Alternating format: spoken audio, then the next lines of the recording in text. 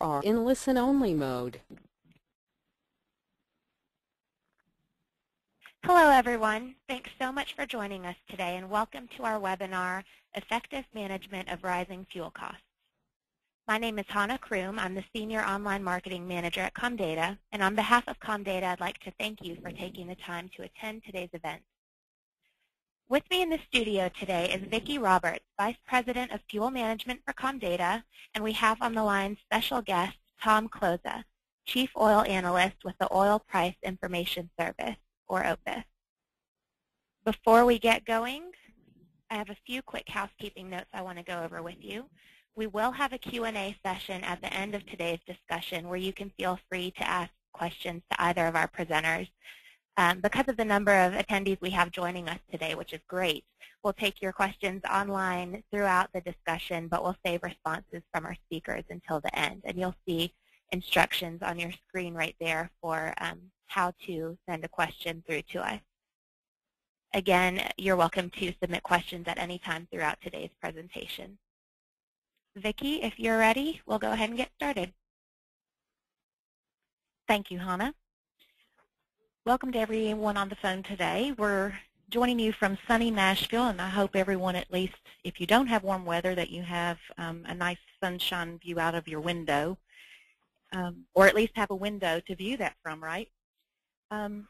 What we're going to talk about today and what you have on the screen through our agenda is three key topics. We're going to talk about the reasons why prices are escalating right now and what's causing those prices to raise. We're going to talk about current trends, or today it's not your father's market and why that is so, future trends, and then we'll wrap up with some tools that Comdata offers today from a fuel management perspective to offer you some assistance in this market where prices are rising. So just a reminder, we have a variety group of attendees today, and we'd like to thank you for attending. And again, just a reminder, please post your questions at any time throughout the webcast. But because the group is so varied, some of these slides may apply to you as far as gasoline users or diesel users, and we've tried to appeal to all users. So keep that in mind. If you have specific questions related to a specific area or slide, you can always reach out to us, and we'll give you contact information throughout the webinar. So before we get started on the content, we actually have a poll that's posted now. And the question is, how many gallons of fuel do you purchase per month? And in the polling section of your screen, there's 5 options you can choose: under 10,000, 10,000 to 25,000, 25 to 75,000, 75,000 to 250, and over 250. So if you'll take a minute and choose one of those options, we just want to get a feel for the type of people on the call today. So it looks like we have a lot of people with 250,000 gallons a month and higher. So that's leading right now with about 28% of the vote. The next highest is 10,000 to 25,000. So as you can tell, we have a big split in the population on our call today. Thank you so much for your participation. So moving on, what we're going to talk about are reasons for rising oil prices. And I do a lot of research, and on February 27th, I crossed an article that was published by 24/7 Wall Street. It was authored by Paul Osick and Douglas A. McIntyre.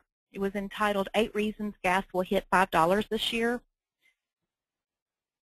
And what we're going to do over the next few screens is go through some of these reasons and understand why and what the impact will be to the fuel prices immediately and over the next 3 to 6 months. So one of the biggest things that's going on in the world today is this Strait of Hormuz in Iran. And about 20% of the crude oil produced in the world is shipped through this Strait of Hormuz. And Iran has threatened to shut it down. At its narrowest passage is 30 miles wide. So it's a very realistic case that a conflict could close it. A closure of this passage or any escalation in this area would make a closure more likely, and as an effect will drive prices higher. And by extension, that affects gasoline prices. Iran contributes to a second problem in terms of global oil supply, well beyond that of its ability to interrupt supply.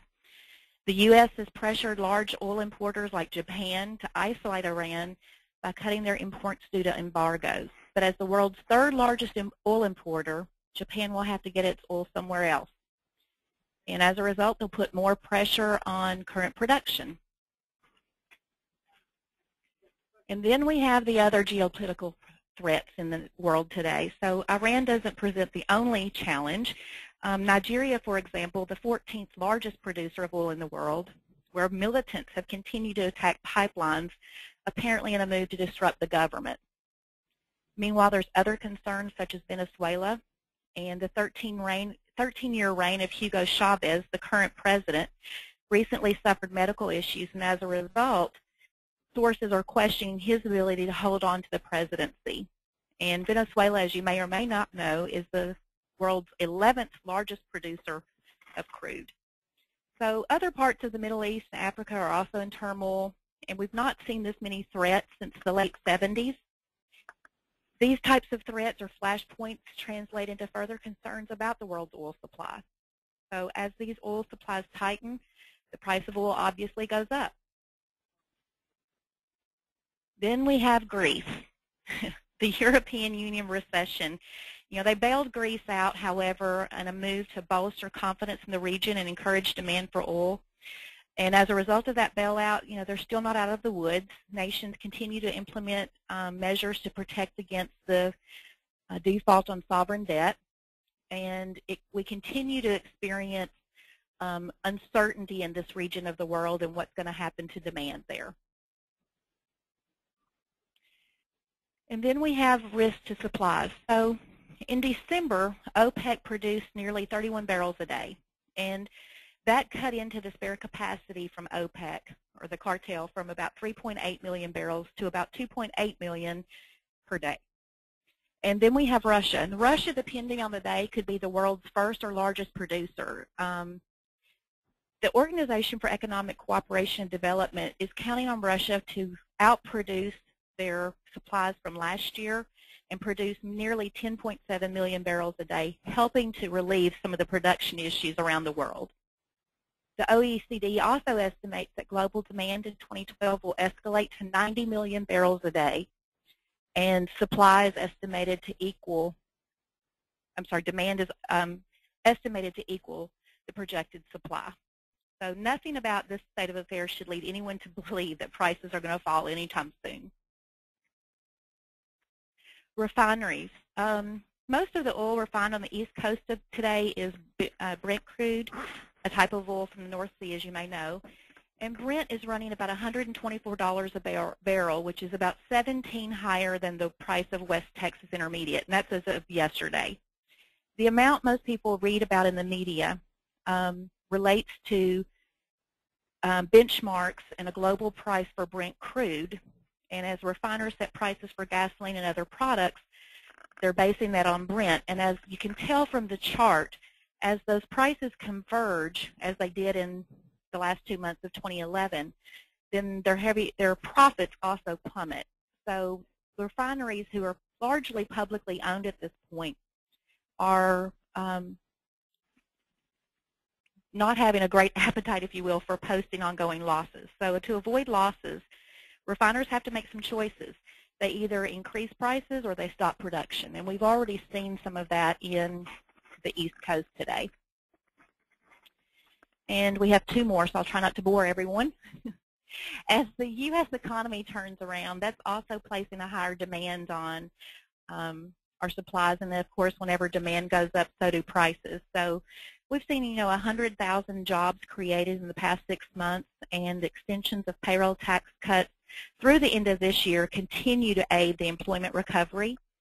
So largely, these employees that 6 months ago may have had no disposable income have at least enough money to consume basic goods and services.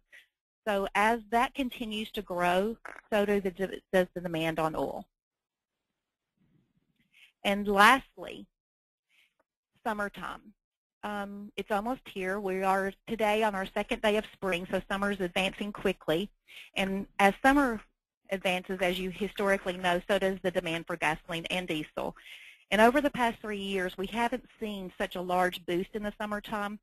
However, the big change this year is we're seeing that spur in February, which is earlier than ever. So we have some very strange phenomena happening in the marketplace today.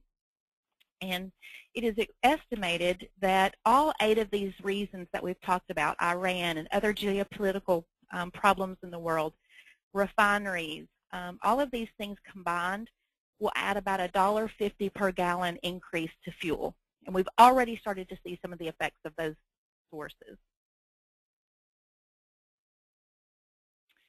With that being said, I want to turn the reins over now to Tom Closa, who's the Chief Oil Analyst with OPIS. And Tom's going to discuss the current state of fuel prices and the immediate future of these conditions. So Tom, welcome. Good afternoon, and good afternoon everybody listening in wherever you might be. A couple of things to get out of the way here. I traded oil futures back in the 70s. I had no business doing it. I was a writer back then, working for a publication, and I had not had positions in oil or recommended necessarily futures positions in oil for some 30 years and change. I like to think that that distinguishes me from other oil analysts who tend to predict what they want to happen, and there's a lot of that out there right now. I want to frame this for you all if I could, and you know, the headline here is "It's not your father's market," and I want to explain exactly what that means. There's probably a number of things that influence the price of oil. Certainly geopolitics, as Vicki mentioned, play a big role. Macroeconomic winds, you know, largely you could say in 2011 that oil prices were biased higher unless the world economy collapsed, particularly Europe, and that has not happened, thankfully. There are the traditional fundamentals of oil supply and demand, and largely, and I think the singular most impressive factor day in and day out that shapes what the market does is crowd behavior. And we all may think that we're rational people and we do things rationally. And sometimes we do that on our own. But many times when we move in a crowd, whether that crowd is money managers or whether that crowd is traders on the floor of an exchange, some wacky things can happen. And so the oil market, to my way of thinking, has tended to become more bipolar year after year, and particularly this decade. And there will be excessive highs, and there will be probably excessive lows as well. And I think the art, rather than the science of it all, is to determine how you can leverage those advantages and think rationally and be separated from the crowd and take advantage of that.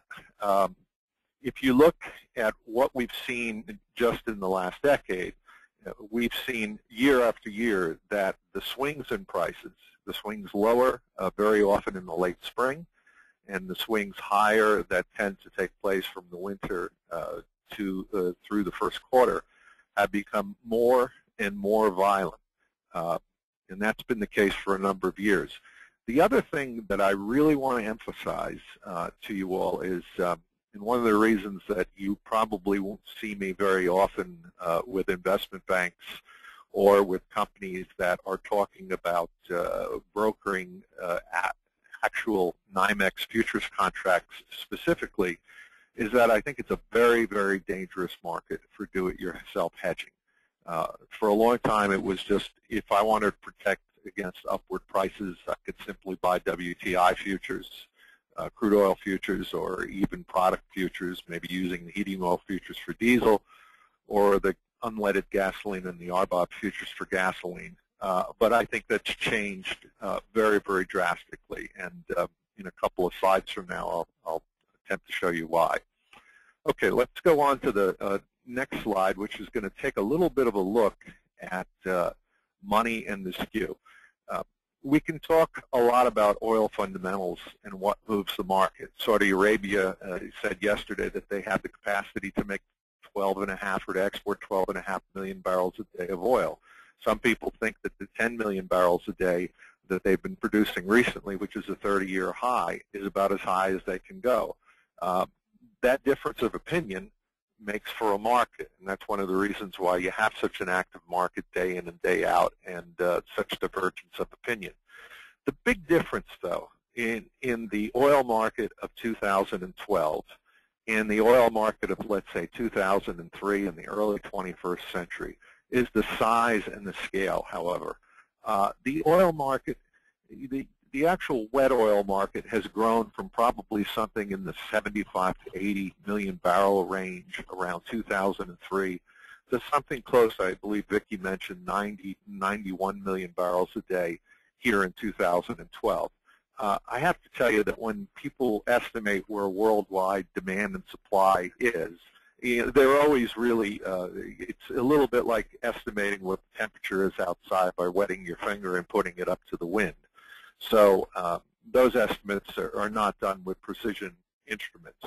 But in any case, this market is so much bigger than it used to be. And instead of the oil companies and the refiners and then the fleets basically controlling the fate of the market each day, it's really being determined by the money managers. I prefer not to describe those money managers as speculators or investors because, again, it can vary from someone like a Warren Buffett or a money manager that's managing, let's say, a 401k fund for the teachers in Ontario, and which actually showed up, by the way, in a CFTC report a few months ago. So there's big difference, and there's money that goes into the market that's very, very patient and is parked in oil futures for a long, long time, and there's money that goes into the market and has a time horizon of fractions of seconds. But the one thing that I would observe in doing this for 35 years is that there's a lot of very patient, passive money. And by passive, I mean it's not traded day to day. It's parked for a long period of time that likes oil and likes the entire commodity patch, but particularly likes oil as a hedge against inflation.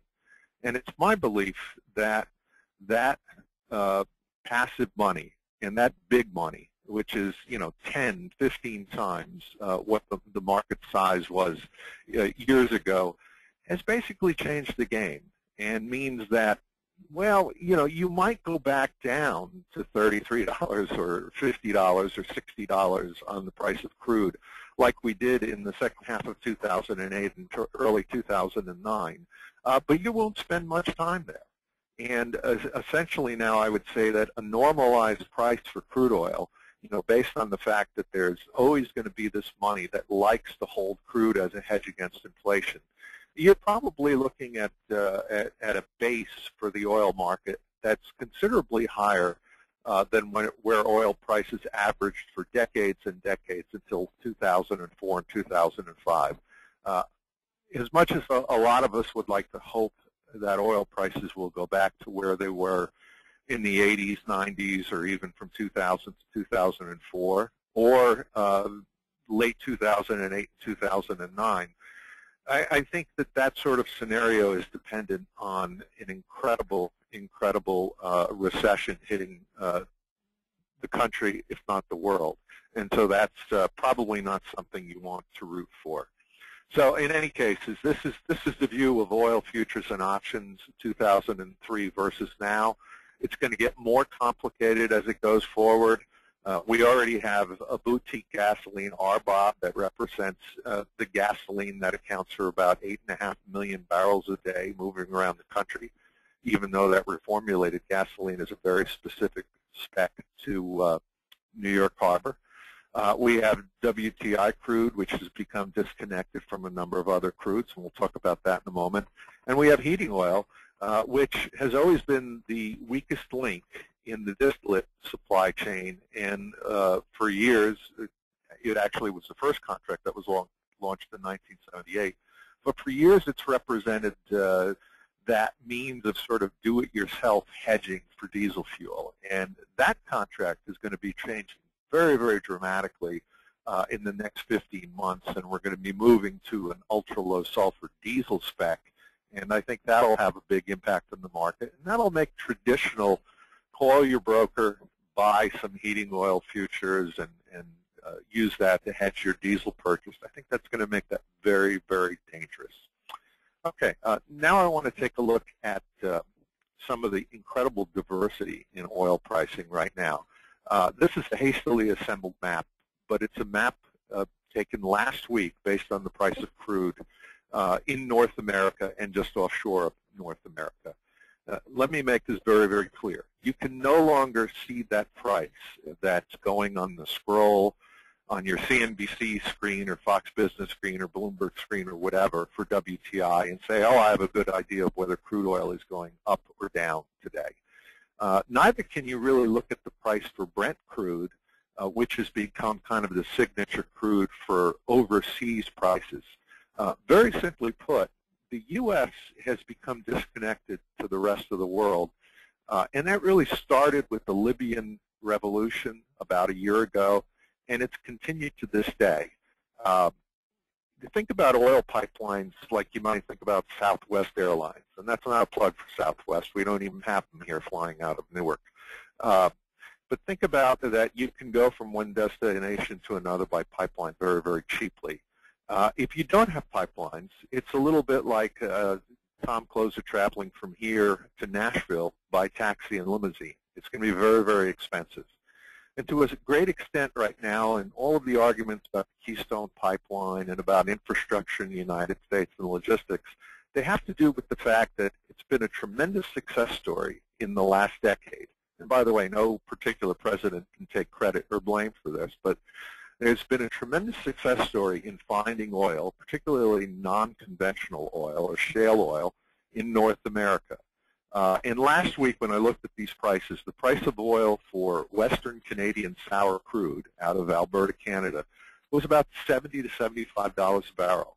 The price of North Dakota Bakken crude, which, by the way, North Dakota has now surpassed Alaska in terms of its contribution to North American supply, that was $85, $50 a barrel.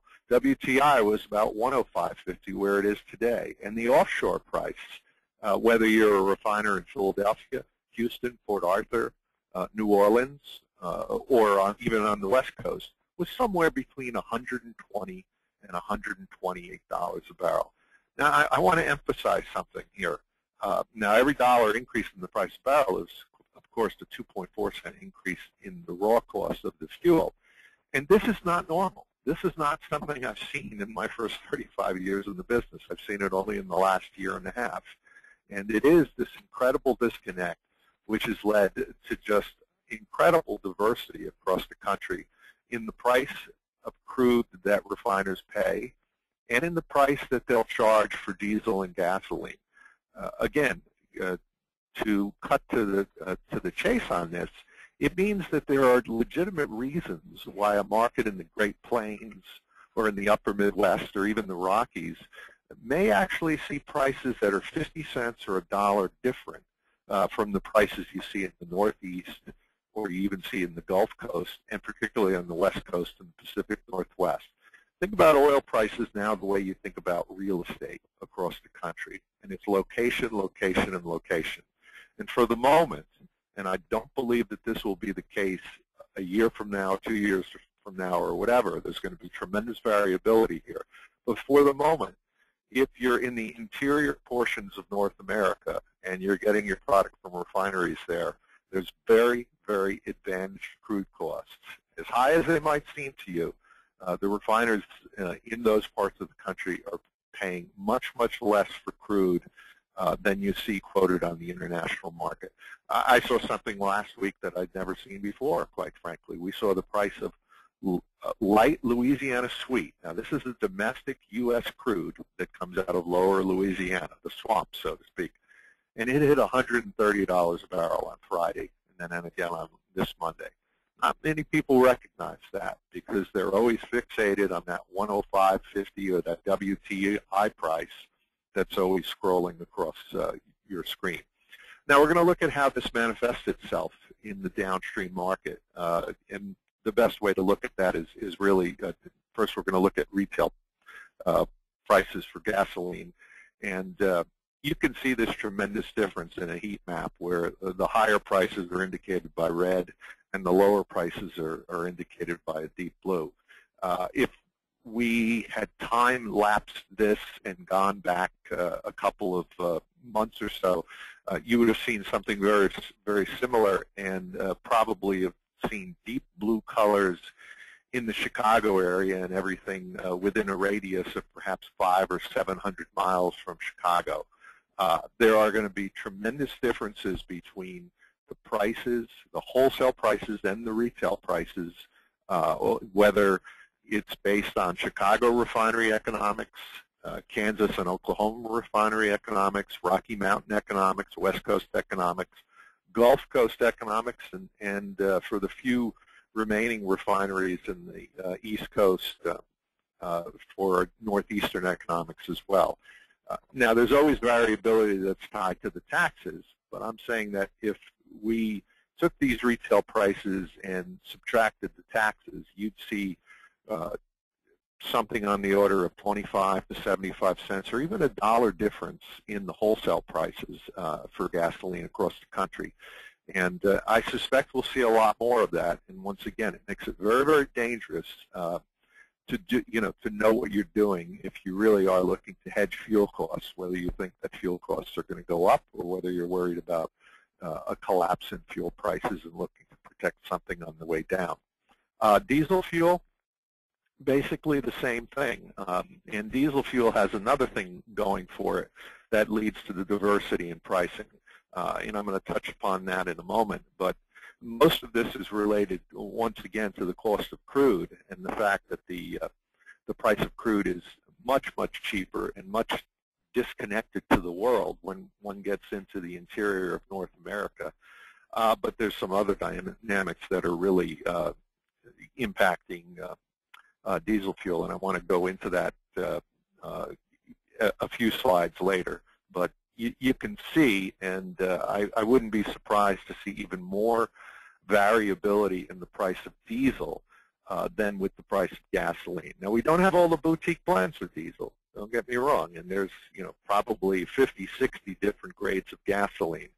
But because of the nature of world markets and the nature of U.S. refining and particularly the import-export nature, diesel's really going to be an interesting product to watch and an interesting product to watch going forward here in the next few years. It's quite frankly the product that I think gets most people in the oil industry very, very excited. Take a look at some demand trends now and some interesting demand differences. And I want you all to think about the fact that the United States is the last big gasoline-fed economy. Pretty much everywhere else in the world, Europe is about 65% diesel, 35% gasoline. And as we see ramp-ups in the third world, or what we used to call the third world, and as we see developing countries emerge, the product that is the one that gets used the most is diesel fuel. Now you can look at this this chart here that looks a little bit at China, and you can see that Chinese, you can obviously see the Chinese demand is ramping up very, very quickly. I mean, let's be honest about it. The story of the 21st century in terms of oil hasn't been Saudi Arabia, Iran, or Iraq. The story has really been China. The fact that China is this huge, huge appetite for oil that so far doesn't seem to be satisfied yet.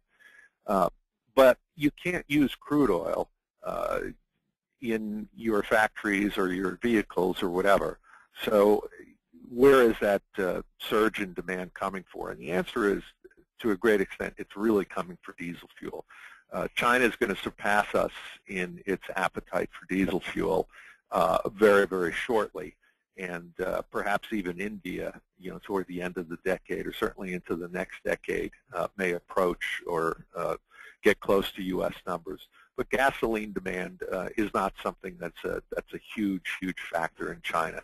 It's really diesel that's driving the global economy, and I think that there are some good reasons for that. Think about how diesel is the product which is much more impacted by macroeconomic shifts. you have emerging countries, and you have a lot of people who are in the world who are basically moving from a life of sustenance or even perhaps poverty into something approaching the middle class. As you move into the middle class, you need fuel for transportation. And in some cases, some of these countries first use kerosene, or else they'll go to diesel vehicles. You need fuel for agriculture, which is diesel. And you need fuel, in some cases, for power generation and also for industry, and that's diesel fuel. So if you were to get a bunch of refiners together in a room, first of all, you'd probably break laws and have some FBI guys there. But if you asked them and had truth serum and said, what's the product that gets you most excited for this decade, it's diesel. And if refiners could manufacture the greatest percentage of a barrel of crude and make it diesel right now, that's what they do. So for those of you that are old-timers like myself, and you grew up when diesel was a byproduct, and you grew up and you said diesel is so much easier to make than gasoline, and the only reason it's more expensive than gasoline is because of the additional taxes on it, you need to discard those thoughts, because diesel, first of all, it's more difficult to make because removing that last vestige of sulfur makes it a more difficult product to make in the refinery process. And secondly, it is the product which is going to drive much of the world's growth in fossil fuels, at least this decade. So, get rid of the old saw about diesel is a throwaway and gasoline is the core product. If anything, in particular here in the Western Hemisphere, gasoline might be the one that one worries about getting rid of and finding demand for, and diesel is the product that you can find a lot of markets for around the world. Now, if we go to the next slide, you're going to look at a list of countries here, and the question might be, what do all these countries have in common? And the answer, unbelievable as it may seem, is that all these countries in the last part of 2011 were recipients of diesel fuel exports from the United States. Now, most of that material was exported from Texas and Louisiana coastal refineries. But if you look at that panoply of countries, you'll see a lot of it went to Central and South America. And it kind of makes some sense because if you look at it, Central and South America have seen tremendous economic growth, but they also, for years and years, were served by refineries operated by Venezuela. And whatever one thinks about President Chavez, one has to acknowledge that he did throw out all of the Western engineers a number of years ago.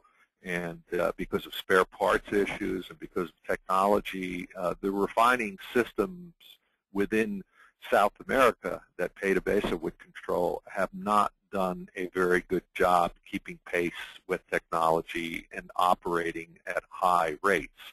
So to a great extent, South America is very, very dependent upon the U.S. and particularly dependent on Texas and Louisiana refineries for exports.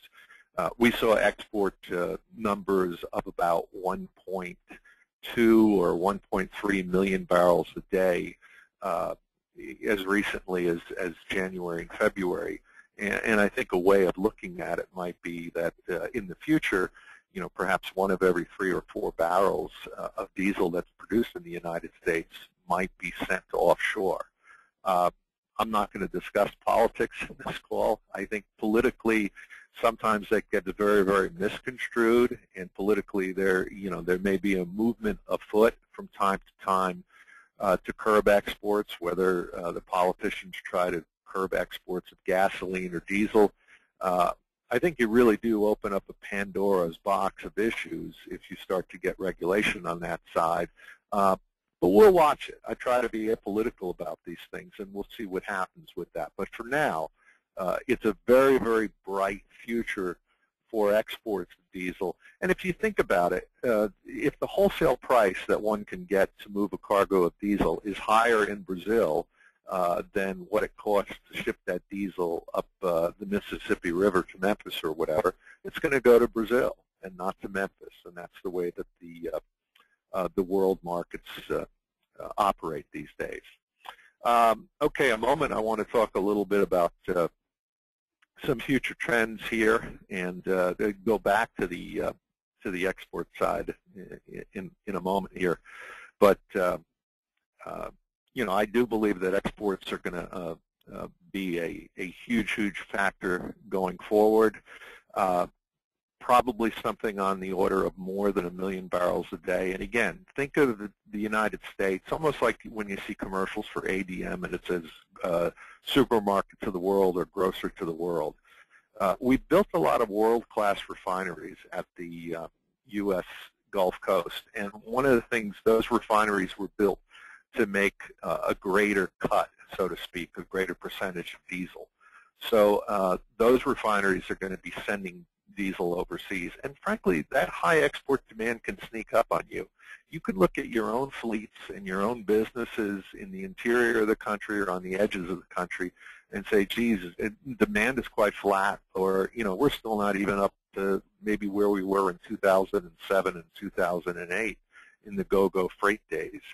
And I understand the complaint, and I understand the frustration with having to pay more, but the reality is you may have to pay more because the United States is a huge net exporter of diesel fuel. By the way, we rarely import any ultra-low sulfur diesel. We do import some, mostly from the Canadian maritime refineries into the Northeast, and there's an occasional rogue cargo around the country. But mostly it's a one-sided game, and we're exporting a lot of diesel. On the gasoline side, this is a little bit unique, but we're importing and exporting about 500,000 barrels a day, and that may be the way it is for a while. Now you might say, well, I don't understand that. Why are we exporting about 500,000 barrels a day, and we're importing about 500,000 barrels a day? Why don't we just move it from the Gulf Coast, where we're exporting gas, to the East Coast, where we're importing it? The reality is that it costs less to ship gasoline from Europe to New York Harbor, Boston, Baltimore, than it costs to ship gasoline from any of the Gulf Coast ports up to the Northeast or even to much of the East Coast. Very, very expensive to use U.S. flag vessels to move product from port to port. If you recall, during hurricanes, sometimes you'll see waivers of things like the Jones Act, which mandates that if you move oil from one U.S. port to another U.S. port, you have to use U.S. flag vessels. And quite simply, they're much more expensive. It costs about a nickel more to move a gallon of product from Houston to New York than it costs to move a gallon of product from Rotterdam, the Netherlands, to New York Harbor. And when one moves it from offshore to the U.S., you can use a foreign flag vessels, and whatever your political view, those are cheaper. And so over 1 million barrels a day for diesel exports are going to be common. We'll see some of the new refinery projects, like there's a big, huge refinery project at the U.S. Gulf Coast that's been built largely for export purposes. And it's going to be a while before we see some of the big offshore complex refineries come on in Asia Pacific and also in South America. That's more of a mid-decade thing, but some more refining capacity is coming on.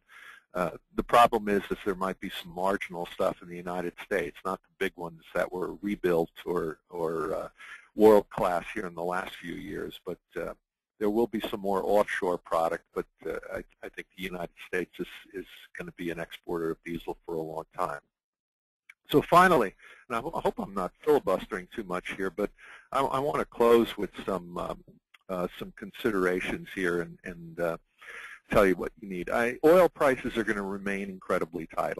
We're in the period right now, in the next 5 or 6 weeks, where astronomically high tides prevail. And I tend to believe that the market creates the news rather than the news creates the market. And I'm not quite sure what's going to happen in Iran. If I really knew it was going to happen in Iran, I would be sailing the Mediterranean in a yacht right now and counting money in a Swiss bank account.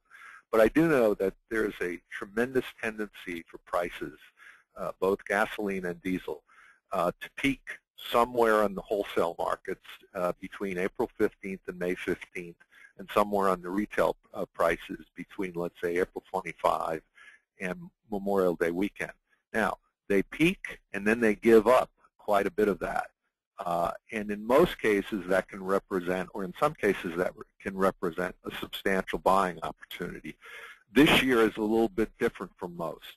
This year on July 1st, when ordinarily there isn't a lot going on except traders escaping to the Hamptons or to Martha's Vineyard or wherever they go to, this year you've got some interesting things coming up in July. You do have the implementation of the sanctions against Iran and all the ramifications thereof. You also have the due date for the closure of a huge refinery in Philadelphia, the Sun Refinery. And to the extent that that refinery keeps operating or shuts down, that's going to have a dramatic impact on refined product futures, whether it's the heating oil futures in New York Harbor or the RBOB gasoline futures in New York Harbor. Any loss of any refineries, obviously, in the next 6 weeks, refineries tend to be on maintenance right now, and it's a little bit like when you put your lawnmower away for the summer and then you take it out in the fall. That's when, if you're going to have some finicky problems, that's when you're going to have the problems. And the same thing is the case for refineries.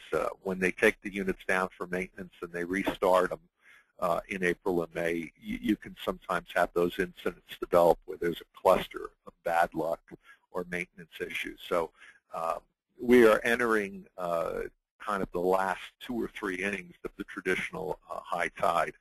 I believe hedging is going to be incredibly dangerous and requires expert help. And by that I mean I think it's truly dangerous to just go out there and say, my market tends to move with the NYMEX heating oil contract, or my market tends to move with the WTI contract, or even, I like hedging with Brent crude now because I think that's the worldwide crude in my market. If I get a surge in prices, I'm going to see paper profits by hedging with Brent crude contracts. I think that probably attempting to hedge yourself for shops that don't have people that are on the market and looking at the market and the diversity of the market every day is a little bit like doing your own dental work. So I think that's very, very dangerous. I do think that U.S. fuel prices will be incredibly diverse. Let me just look at Chicago. And Chicago was a market where we saw gasoline selling for 50 and 60 cents under NYMEX gasoline futures earlier this winter, and yet we saw prices of 45 or 50 cents over futures last spring. So it's almost a little bit disingenuous to quote prices versus the futures market, and there's just tremendous regional disparity. I think overall, the near-term forecast is for stronger numbers on the edges of the country. There's a reason why prices on the West Coast and in the Northeast and even on the edges of the Gulf Coast should be higher than other parts of the country, and that relates to crude oil costs. Tomorrow the President is going to make an appearance at Cushing, Oklahoma, and he's going to make an announcement about fast-tracking a pipeline that would bring some of that cheaper mid-continent crude from Cushing, Oklahoma to the Gulf Coast. And that may well help change things in 2013 and beyond, along with some other projects with logistics. But think about it this way. Most of the crude oil that's come on in North America in the last few years, you've got it coming out of the wellhead, but you don't have any takeaway capacity. You don't have the logistics of the pipelines to take it to the finished markets and to take it to refiners. And so I think that this system where you're going to have this tremendous diversity in prices and big discounts for crude in the middle of the country and in the interior will probably prevail for a while. And one other thing I would mention is inventories don't mean much when considering day supply. And I'll leave you with that thought. I hear, every week, and today was the day that we get the Energy Information Report, and it talks about demand and it talks about supply, and it measures crude oil inventories and diesel inventories and gasoline inventories. I have to tell you that when that the U.S. perspective and the way that people look at the information is very well intended but very flawed. Sometimes the government terribly overstates demand, and sometimes they terribly understate demand. And when you get outside of the United States and Europe and Japan, and you talk about the developing countries, it's largely guesswork. It's a little bit ridiculous to say that world oil demand is 90 or 91 million barrels a day, or that demand is 90 and supply is 92.5. The reality is we don't really know. So all of those inventory numbers that you see out there, this week I saw two investment banks, one that suggested that all of the price increases that we've seen in 2012 could be attributed to Iran, and the notion that Iranian crude could be taken off the table, and another very large investment bank suggesting that it all had to do with fundamentals, and Iran had not yet to rear its head in terms of an impact on fuel prices. So in summary, I'd say, be careful out there, be students of the market, watch the market, and be aware that the game has changed. It's a much bigger paper market than it was years ago. And frankly, as much as you hear people in Congress or critics of the oil market, or people who are just describing what's making it move like myself and talking about investors and speculators, that particular genie has been let out of the bottle. And that electronic trading, which allows money managers to move tens of millions of dollars with a few keystrokes on a computer, there's really no way to regulate that because it's an international market. So as distasteful as it may be to a lot of people, you have to get used to it, and you have to realize that we're not going to see those oil prices that we saw earlier in the 21st century or late in the 20th century because the game has changed, and we've got probably somewhere between 75 and hundreds of billions of dollars that are going to be parked in oil as an asset and part of asset diversification for a long time. So with that, I'd be glad to take some questions at the end of the program, and I hope I haven't filibustered too much, and I'm going to turn it over to Vicki. Tom, thank you for all of that insight. We appreciate all the information. So now we're moving on to the portion of the webinar where we're going to talk about some of the tools that Comdata has to offer and to Comdata clients. And as a Comdata customer, one of the things I wanted to emphasize is that all of the tools we offer in the fuel management department come with your package. There's no additional cost. And we wanted to, the purpose of these tools is to help you manage your fuel costs better. So just as a reminder, before we get into these next couple of slides, and then we'll turn it over to the Q&A session, is again, we have a large variety of different fleets on the phone with us today, and we have over-the-road fleets, we have more locally centric fleets. So the tools that we're going to talk about are in a very high level, could apply to both or one or the other, and I'll try to distinguish that as we go through.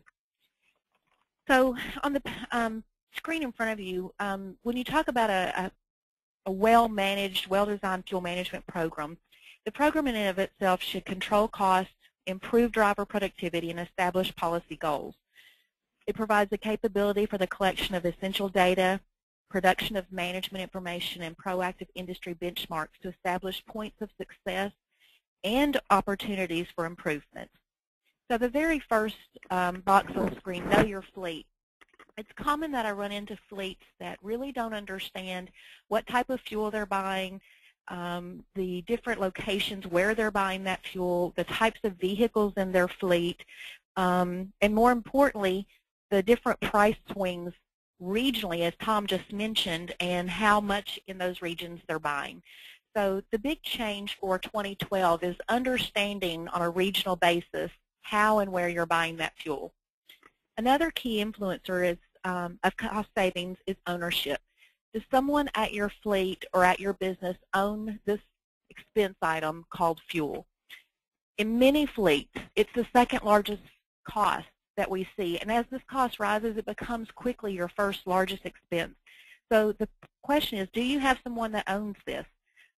Ownership provides opportunities for huge savings on a per gallon basis, but also it's an avoidance of spend risk in the future. So ownership is a huge cost savings overall. You should have someone that owns it in the organization that's held accountable for creating education and communication plans and awareness within your company so that you create a culture of fuel cost savings. And those are the accounts that I see that are very successful at fuel cost management. They've created this ownership. The third key to fuel cost savings is education. And I've often said, and many people have heard this over and over from me, is that this education process is not an event. It's a process, and it takes a lot of effort. But the education you receive for yourself and others in your industry and your organization will pay off in huge dividends. So I encourage you to develop relationships with industry experts, other fleets in your area, vendors, and anyone that has association with the industry in and of itself. Use social networks. So those of you that haven't reached out to groups on LinkedIn, for example, or Facebook pages, those are huge things that provide a lot of source of information about fuel costs and fuel cost savings opportunities. So we have another poll, and this next question is, does your company have a dedicated fuel manager? So it's a simple yes or no, and you can click on the poll to answer. And oddly enough, it's about a 50-50 split. Interesting. We have 49% say yes and 51% say no. Thank you for sharing that information. So on the next slide here, we have just a partial list of the tools available from the Comdata Fuel Management team. And for sake of time, we're not going to talk about every one of these. And the ones we do talk about, we're just going to take a 20,000-foot level and share that information with you. The first one we're going to talk about is SmartBuy. SmartBuy is an interactive online tool that fleets can utilize to understand the buying in segments and geographical areas where their locations are. So if you look at Jessup, Maryland, and on the top of your screen is a map of Jessup, Maryland, and the most important part about SmartBuy is it will show you in a 5-mile radius, for example, on gasoline. The low in this area as of March 14th was $3.75.9. The high was $3.99. So quite a big difference just within a small 5-mile radius. If you don't know this, in a convenience store market, the competitive pricing, if you will, is on a very small geographic size.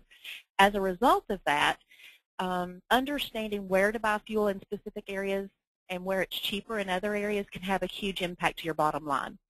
So I often educate fleets on you shouldn't really try to get to the lowest. If you can, that's great, but sometimes that's impossible. A better tool is to try to get to the average or lower. So if you'll, SmartBuy is a tool available to all customers on iConnectData.com, and it is primarily, however, available to use and availability by our MasterCard or more locally centric fleets. Fuel studies are another tool that we utilize to help fleets understand how they're buying and opportunities of savings within geographic segments. And this is a tool that can be utilized by any type of fleet. And we allow you to see the number of gallons that you bought within certain segments of the country and cheapest options available to you within those segments. A benchmark is a relatively new product or tool that we have available, and this tool basically allows you to see where you stand to other fleets like you in terms of price per gallon. And when I define like you, it's really about other fleets that are buying the same gallons that you buy. So I don't know where they're buying it as far as where they're buying it regionally. I don't know the type of fleet that they have, whether they're flatbed or delivery trucks. What we do know are the number of gallons. And this report can be available in either gasoline or diesel. Diesel can be in convenience store market and or in a truck stop market.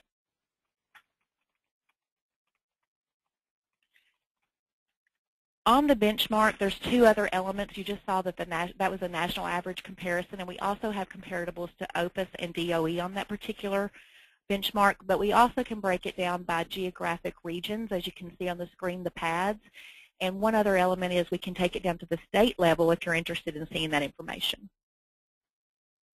And Tom mentioned that hedging right now is a very big risk, and we do have partners that can help us with that if you're interested in going down that path. We also have a couple of partners that are available to offer what we call price protection plans, and these are hedging derivative type products that are available on the market today. I have several fleets that have utilized these types of products, and basically they're saving you on the high-end upswings and allowing you to take advantage of the low end if the price is lower for any reason. So again, if you need more information on any of these tools, your Comdata sales associate can help you, or you can send us an email and we'll get to that communication point in just a moment. Next, we have the mobile application, and Comdata has recently released apps available on the iPhone, Droid, and Blackberries. And this provides you with a unique opportunity to allow drivers to know where to buy fuel within a geographic zone with your discount price available. So a driver would see two things: the retail price for the station and your discount at that station. So they would see the retail price and the net price, a key differentiator in the marketplace today. Corporate dashboards are a relatively new tool that we've developed in the last, I guess, 6 months or so. And this is available, again, through iConnectData.com. Anyone that has access can go and view this information, and your customer relations rep can help you through this process if you're not aware of it. But it's a great overview of your spend for a period of time. For example, it shows you by month in a particular year. You can see everything within a particular year. We're showing you 2011 here. You see all the tabs at the top and all of the different options you have for availability. One of those tabs is demographics. So, for example, this allows you to see the number of gallons, in this case in the state of Texas, for 2011. The average PPG for 2011 in this case was 373. And you see the gallons and the consumption on the far right corner of that screen. So it's got a lot of historical data and comparables for year over year. For those of you that need to supply information for budgets or related to maybe executive operational meetings, this information has proven invaluable.